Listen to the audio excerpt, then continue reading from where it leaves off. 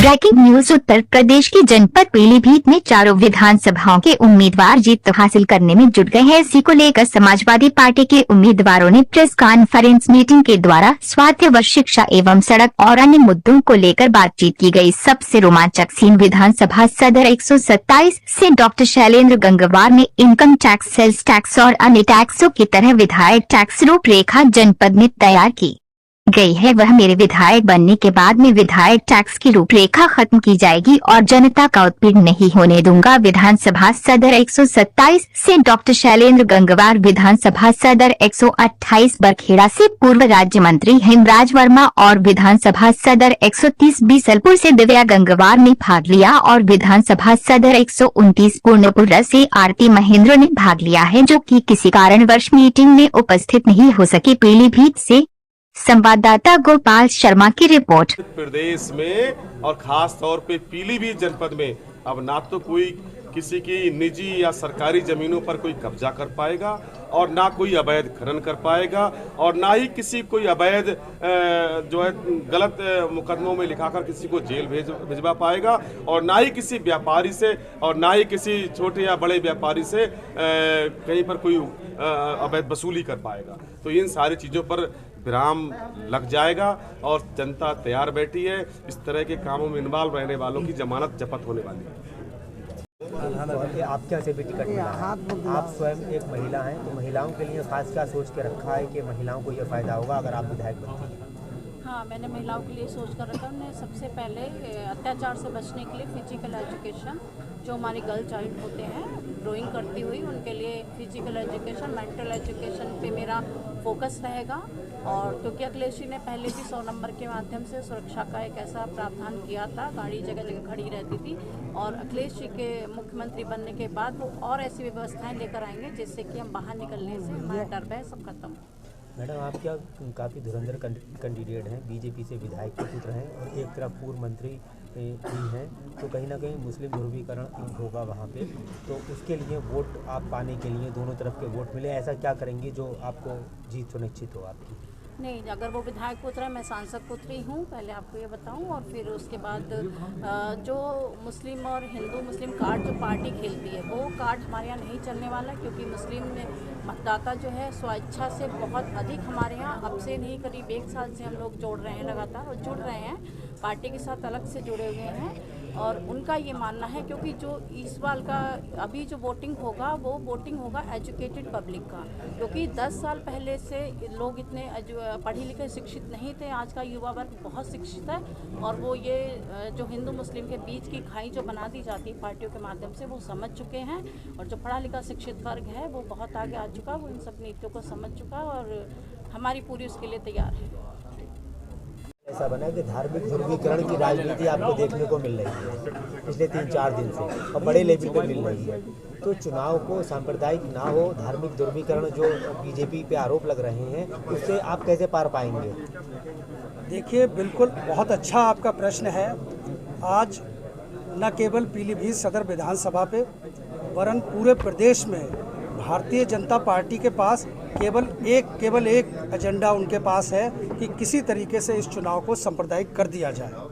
और हमारे राष्ट्रीय अध्यक्ष जी, जैसा अभी हमारे महामंत्री साहब जी ने कहा, प्रत्याशियों का चयन, उन्होंने प्रत्याशियों का चयन करके उस संभावनाओं को बिल्कुल खारिज कर दिया है।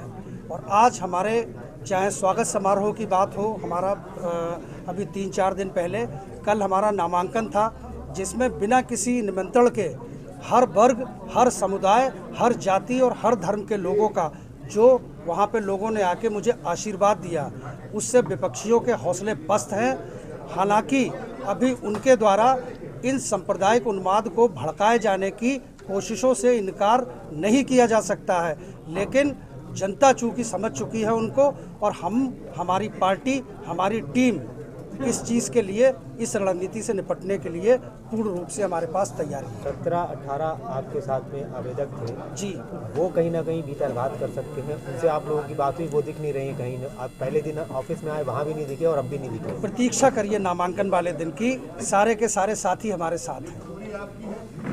और हार क्यों गए थे आप विधायक थे, आप हार गए थे, अब दोबारा मैदान में हैं, तो उसी बीजेपी से कैसे जीतेंगे? अब तो दूसरा चेहरा आ गया और वो धार्मिक भी है।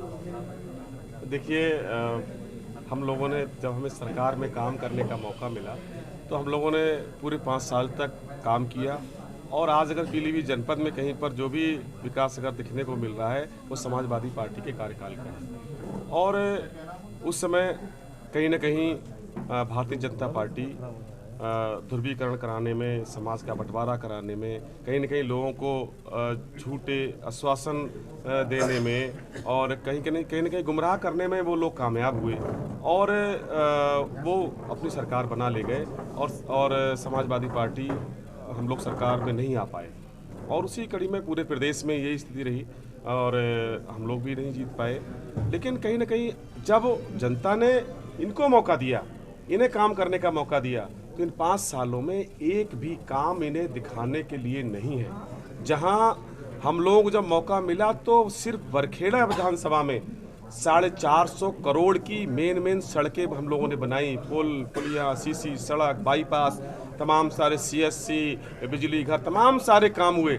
लेकिन यहाँ अगर 5 साल बाद अगर मुख्यमंत्री आए तो मुख्यमंत्री जी को, योगी जी को, बाबा मुख्यमंत्री जी को, उन्हें उद्घाटन करने के लिए 70 करोड़ के काम मुश्किल से वो ढूंढ पाए।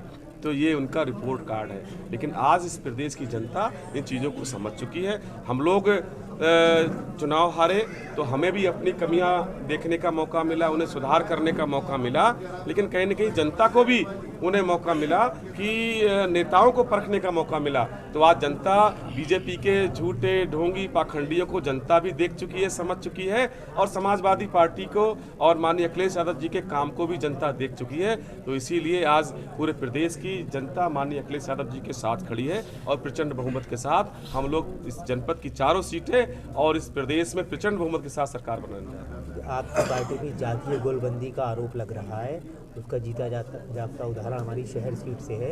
यहाँ जाति का कार्ड खेला गया है, मुस्लिम काफ़ी सारे लोग थे, टिकट नहीं दिया गया, तो इस पर क्या कहना? उधर स्वामी प्रसाद मौर्य आए तो कहीं ना कहीं अगर वो ध्रुवीकरण कर रहे हैं धार्मिक, तो कहीं ना कहीं अखिलेश यादव पे, आपकी पार्टी पे जातीय गोलबंदी करने का आरोप लग रहा है। इससे जनता कैसे निजात पाएगी? देखिए, जिस तरह से इस बार माननीय अखिलेश यादव जी ने, एक समाजवादी पार्टी एक ऐसी पार्टी है जहां एक जमीनी स्तर के कार्यकर्ता को भी टिकट मांगने का पूरा मौका उसे मिलता है, और इस बार तो समाजवादी पार्टी ने आवेदन जमा करने की डेट समाप्त होने के बाद तक, लास्ट टाइम तक आवेदन मांगे, और सबने अपनी अपनी बात रखी। माननीय राष्ट्रीय अध्यक्ष जी ने उन फीडबैक लिया, जनता में उनकी राय को जाना, तो जनता में सर्वे और फीडबैक, नेताओं या जनता के जमीनी कार्यकर्ताओं के फीडबैक के आधार पर माननीय राष्ट्रीय अध्यक्ष जी ने हमारे सभी जिताऊ उम्मीदवारों को टिकट दिया है। और कहीं ना कहीं ऐसी सांप्रदायिक जो शक्तियां हैं जो इस प्रदेश का बंटवारा करना चाहती हैं, इस प्रदेश में नफरत फैलाना चाहती हैं, समाज में नफरत फैलाना चाहती हैं, अगर ऐसे लोगों को रोकने के लिए माननीय राष्ट्रीय अध्यक्ष जी ने जो भी टिकट का बंटवारा किया है, इससे बेहतर और कोई नहीं हो सकता। अगर आपने अभी तक हमारा चैनल सब्सक्राइब नहीं किया तो अभी सब्सक्राइब करें और बेल आइकॉन को क्लिक करके हमारी लेटेस्ट वीडियोस के बारे में अपडेट जानें।